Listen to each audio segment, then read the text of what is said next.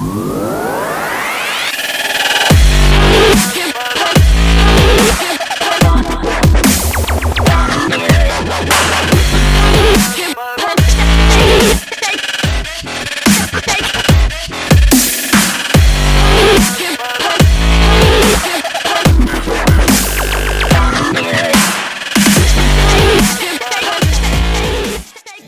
are here at episode 5. We are live here in episode number 5 tonight.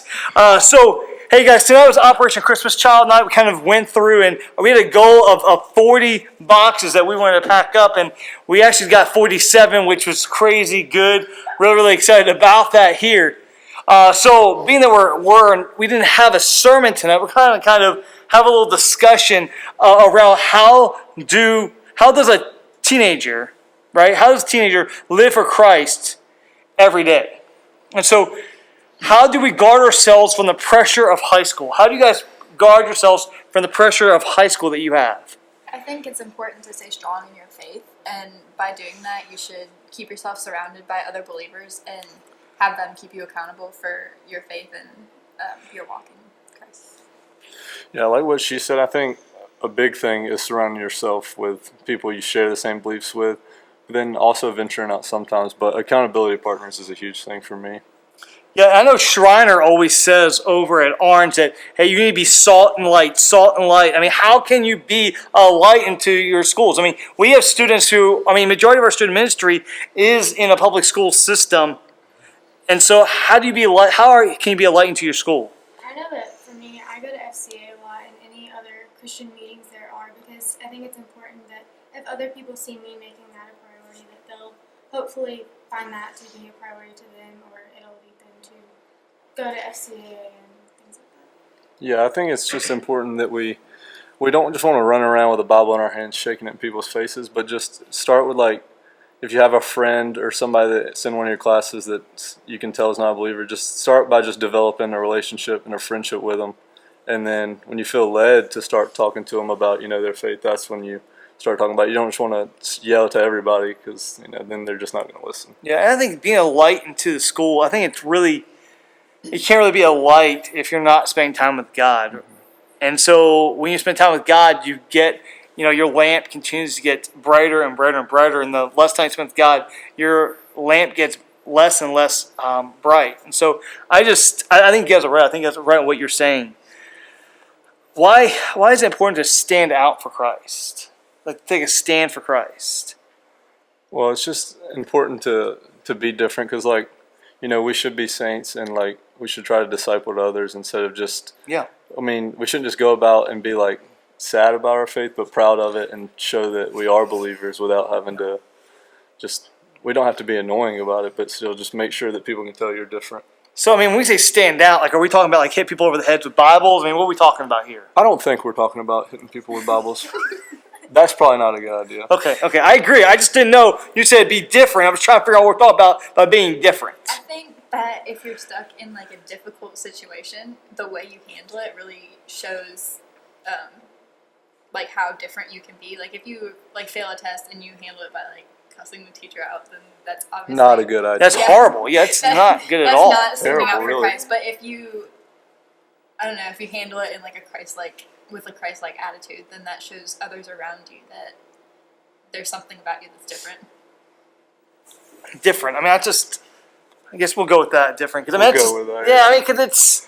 we don't want to look like the world, but at the same time, we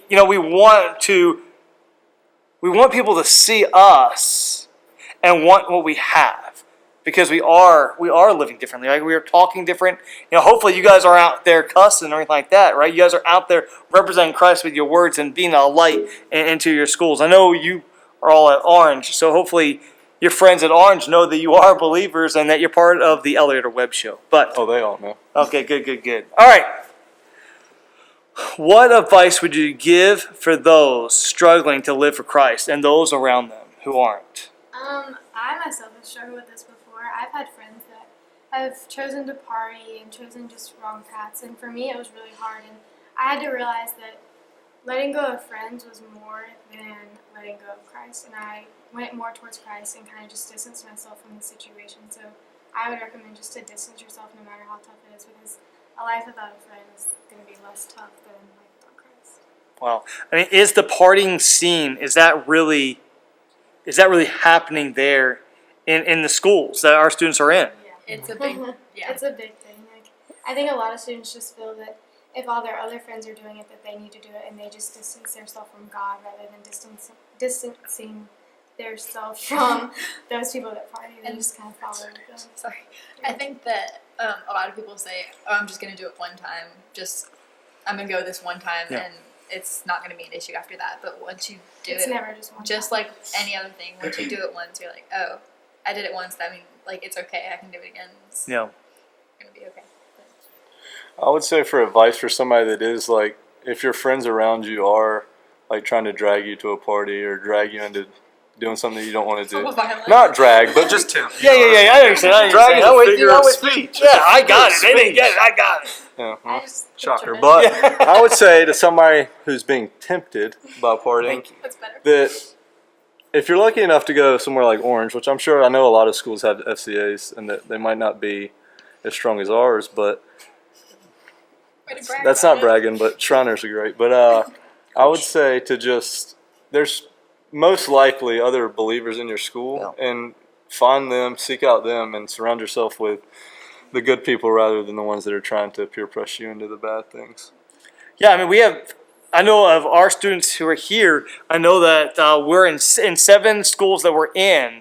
Our students are in, there's FCAs there. So, I mean, that is good. I know Orange has Coach Shriner there, and then you got Tim Brown over at Riverside and Tim Crutchfield over at good old Northern. So there's many other schools, but it's just that it's cool to see our volunteers here be out there also serving and heading up these FCAs. So, I mean, what would you, if someone said, hey, I want you to give a 30-second, just a 30-second, or 20, all right, we'll go with that, whatever it is. You know, Yeah, 25 sounds good. elevator So, pitch. yeah. No, if you give a 25-second, like, hey, someone says, I want advice on how to live for Christ, what would you say? I would say that you want to start by just staying in the Word. Don't distance yourself from God, because that's obviously not going to help the situation. And then I think it's really important to seek out either older people or people at your own age that are strong in their faith, and just try to get help and advice through that. So you don't need to feel like God's turning away from you, because if there's a distance building, it's you walking away from Him. So you need to shorten that distance by, if it takes talking to Him or talking to other people, whatever it takes. Yeah. I think that, like I said, if you're going to distance anyone, distance the friends. You don't have to completely drop them, but I think it's more important to follow God than following your friends, and just make sure that you're not leading down their path and leading down God's path instead. Good. I would say that an accountability partner is a major thing.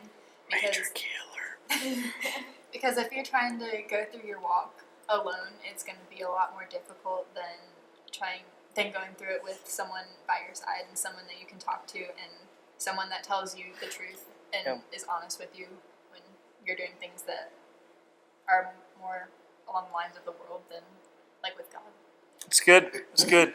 Well, this Saturday is Scaramare and football. Scaramare and football is happening this Saturday. So the van is leaving at 11 o'clock for football. We need you here by 10:30. And if you are going to just Scaramare, 4 o'clock, you need to be here ready to go, because we're pulling out about 4:15-ish. So you don't want to miss this. We are on a waiting list. We added 2 new people today who were on the waiting list who have now been added. So add your name to the waiting list, because some people may back out last minute. So you don't want to miss this incredible event. Just pray I make it back, honestly. Yeah. Scare me. I know. It's going to make you a little scared. Get a little scared up at Liberty. All right. Liberty, episode 5. Thank you guys for watching.